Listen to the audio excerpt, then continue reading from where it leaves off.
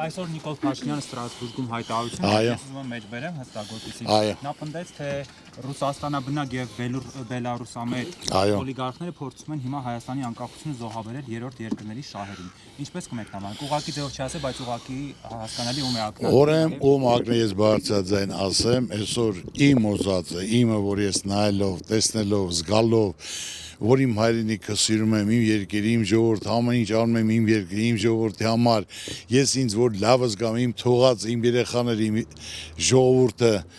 ընկճված չզգա, պարտված չզգա, որ մենք պետք է այսօր անկա, ես նորից եմ ասում, այսօր խաղաղությունը ո՞րն է։ Ուզում եմ մի հատ հասկանամ, ես այն օրն էլ հարցազրույց տվել եմ, խաղաղությունը նա է, որ Ադրբեջանը բոլոր սարերի վրա նստած զենքով, զորքով, թելադրանքով, որ էս պտիտակ,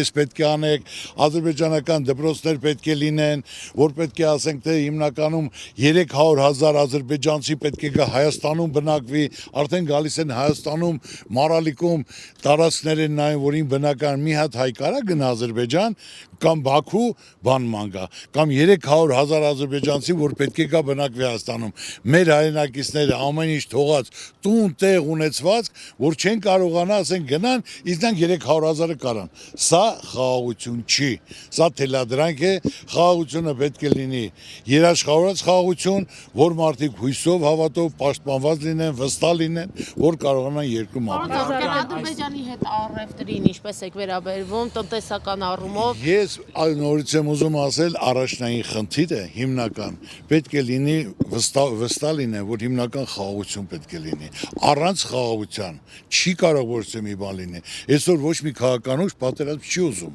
Ոչ մեկը պատերազմից ոչ մեկ չի օգտվում, բայց պետք է լինի հիմնականում ձեզ ասում եմ երաշխավորած խաղաղություն, որ լիարժեք երաշխավորած լինի։ Հիմնական հարցը սա է։ Ես գնացի